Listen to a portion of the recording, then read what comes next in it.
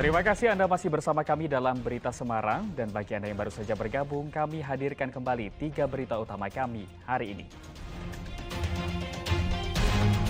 Jelang keberangkatan ke Tanah Suci Mekah, ratusan calon haji di Boyolali mengikuti manasik haji di Asrama Haji Donohudan.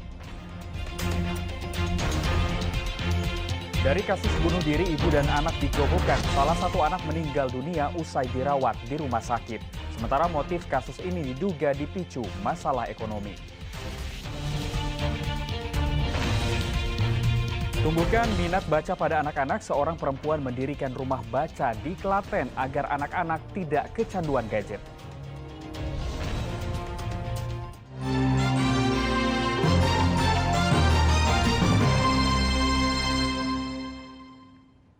Harga cabai rawit terpantau terus merangkak naik di sejumlah pasar tradisional di Kabupaten Klaten. Cabai rawit keriting merah kini dijual seharga Rp55.000 per kilogram sehingga dikeluhkan warga.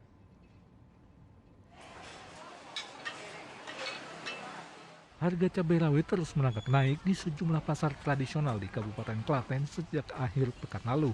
Di pasar tradisional Manis Renggo misalnya, cabai rawit dijual seharga Rp55.000 per kilogram dari sebelumnya Rp50.000 per kilogram. Kenaikan harga cabai rawit keriting merah juga jauh lebih tinggi, dari Rp28.000 naik menjadi Rp38.000 per kilogram. Sedang cabai keriting hijau naik dari Rp13.000 menjadi Rp18.000 per kilogram. Kenaikan ini membuat daya beli masyarakat menurun sehingga mempengaruhi pendapatan para pedagang. Ya. Harusnya diturun lagi, apa-apa kan sekarang naik, apa-apa naik. Kita kan jualan, Mas. Jualan, kalau mau dinaikin ya kasihan konsumennya. Gitu loh.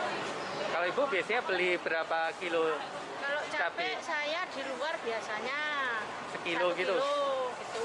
Karena sekarang harganya naik, lalu gimana, Bu? Ya setengah kilo, paling ngambilnya ya yang murah aja. Sekarang harga cabai rawit ada kenaikan atau gimana, Bu? Ada kenaikan. Ya. Mulai kapan, Bu? Mulai ya 3 hari yang lalu. Kalau seminggu yang lalu berapa harganya? Sekarang berapa dijual, berapa per kilonya? 50 seminggu yang lalu. Sekarang? 55. Kenaikan harga cabai diduga akibat petani gagal panen karena cuaca buruk. Krisna Agung melaporkan dari Kabupaten Klaten. Pemerintah Provinsi Jawa Tengah mengajukan permintaan bantuan dana sebesar Rp3 triliun kepada pemerintah pusat untuk membangun tanggul raksasa penahan rop di Kota Pekalongan. Hingga hari ke-6 banjir rop masih menggenangi di Kampung Meduri di Kelurahan Tirto, Kota Pekalongan. Banjir masih tinggi mencapai 60 cm. Gubernur Jawa Tengah Ganjar Pranowo meninjau kondisi para pengungsi di Masjid Husnul Khuluq untuk memastikan kebutuhan mereka terpenuhi. Ganjar berjanji segera menyedot air dari permukiman warga karena selama ini pompa kecil tidak efektif sehingga banjir rob tak kunjung surut. Untuk jangka panjang, pemerintah Provinsi Jawa Tengah akan mengajukan bantuan dana ke pemerintah pusat sebesar Rp3 triliun untuk membangun tanggul raksasa agar banjir rob bisa teratasi. Ketika kedaruratannya sudah, nah mari kita segera selesaikan. Maka ini semua dalam pantauan dan memang untuk Semarang sampai dengan perbatasan Demak dan Pekalongan ini butuh prioritas. Kalau yang di daerah sini tanggul jebol, yang di sebelah utara itu tanggulnya belum jadi. Tapi baru diproses ya Pak. Ini prosesnya jalan terus. Jadi ini dulu yang Pak Wali Kota menyampaikan kepada kita untuk nyambung pekerjaan yang lama. Dan Pak Basuki juga sudah menyampaikan. Maka usulan saya dulu waktu menghitung kira-kira 3 triliun ya. Kita pernah menghitung kurang lebih 3 triliunan memang untuk diselesaikan. Tentu tidak bisa serta-merta, tapi kita mesti kerjakan bareng-bareng. Memasuki musim pancaroba, warga diimbau untuk mewaspadai munculnya ular berbisa di permukiman. 2 ekor ular berbisa bersembunyi di kap mobil dan lemari pakaian warga di Klaten sehingga membuat warga takut. Ular berbisa berwarna hijau ditemukan bersembunyi di kap mobil warga di Jalan Suraji, Tirtonegoro, Klaten, Jawa Tengah. Pemilik kendaraan takut dan kesulitan mengeluarkan ular ini sehingga mendatangkan petugas pemadam kebakaran. Butuh waktu 1 jam bagi petugas untuk mengevakuasi ular ini. Ular kemudian dilepas liarkan ke habitat jauh dari pemukiman warga. Masih dari Klaten, ular kobra sepanjang 1 meter ditemukan di lemari pakaian warga di daerah Ngrundul, Kebon Arum. Kehadiran ular berbisa ini sempat membuat pemilik rumah panik. Petugas damkar juga akhirnya mengevakuasi ular ini dan melepas liarkan ke habitat yang cukup jauh dari area rumah warga. Petugas mengimbau warga untuk waspada dengan munculnya ular berbisa seiring datangnya musim pancaroba. Kita beralih ke informasi lain, ketergantungan pada gadget berdampak pada menurunnya minat baca buku pada anak-anak masa kini. Karena itu seorang perempuan di Klaten mendirikan rumah baca dengan ribuan buku menarik dan permainan yang mendidik. Dian Francisca adalah wajah dari orang yang peduli pada minat baca anak-anak. Sejak 5 tahun lalu, ia menyulap salah satu ruangan di rumahnya menjadi rumah baca bagi anak-anak. Rumah baca ini sempat mati suri selama pandemi, namun kini mulai hidup. Banyak anak kembali berkunjung untuk membaca buku. Rumah baca memiliki banyak koleksi buku menarik untuk anak-anak, dari buku cerita hingga pengetahuan umum. Juga tersedia buku aneka bahasa dari bahasa Jawa, Indonesia hingga bahasa asing. Di sini soalnya banyak banget buku cerita yang seru. Yang paling disukai apa? Yang paling disukai sih yang cerita di sekolah sama di rumah main. Kenapa itu? Soalnya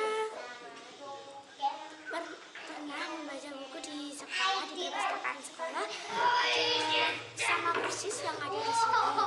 Dan ceritanya seru sekali dan saya senang membacanya. Apakah di sini ada teman-teman banyak atau gimana? Teman-temannya di sini banyak dan kalau ada teman di sini lebih seru. Rumah baca dibangun Dian karena prihatin dengan perilaku anak-anak yang tergantung pada gawai, sehingga minat membaca buku menjadi berkurang. Belakangan ini saya libatkan warga sekitar untuk ikut membaca, merasakan manfaat yang saya rasakan. Manfaatnya apa sih, Bu? Manfaatnya yang jelas pengetahuan anak-anak jadi luas ya. Jadi mereka bisa tahu hal-hal yang mungkin anak-anak seumuran mereka belum tahu gitu dari buku. Lalu perkembangan bahasa mereka juga sangat bagus. Mereka sudah fasih berbahasa Indonesia maupun bahasa Inggris. Setelah lelah membaca buku, rumah baca ini juga menyediakan berbagai permainan menarik yang mendidik, sehingga anak-anak betah dan selalu ingin kembali ke rumah baca ini. Tresna Agung melaporkan dari Kabupaten Klaten.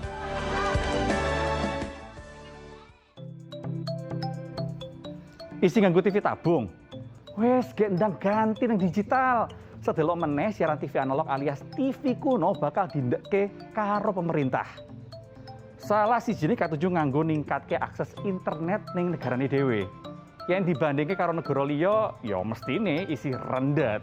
Alasannya mergo frekuensine isi kanggo sinyal analog. Mulane, ayo podo migrasi ning digital. Akeh lho batine. Sinyale ajeg, gambar lan suarane bening. Ora ana meneh gambar semut-semut pating kemriyek. Lan iso weruh jadwal tayangan sing iso diatur nurut umur. Awake dhewe ya mesti bakal entuk pepeling yen ana bencana ing sekitar. Piye? Keren toh? Apa kudu bayar? Ya ora lah. Siaran TV digital ora perlu kuota lan ora bayar langganane, alias gratis. Lah, masalahnya yen arep nangkep siaran digital ora gur nganggo antena UHF sing wis biasa dienggo. Kudu perlu nganggo tambahan alat sing diarani set-top box. Ben siaran sing ditangkep tambah bening lan kinclong. Ning aja kuwatir, Kominfo bakal weneh STB gratis kanggo masyarakat, nanging kudu nganggo syarat. Sopo ngerti sampean kabeh ento. Nah, piye carane ngerti TV-mu wis digital apa analog? Coba cek neng TV-mu. Ono pilihan DTV utawa tulisan HD ning sebelah channel. Kanggo panjenengan kabeh arep tuku TV, iso takon karo sing dodol. TV-ne wis digital apa urung? Amargi panjenengan kedah mangertos.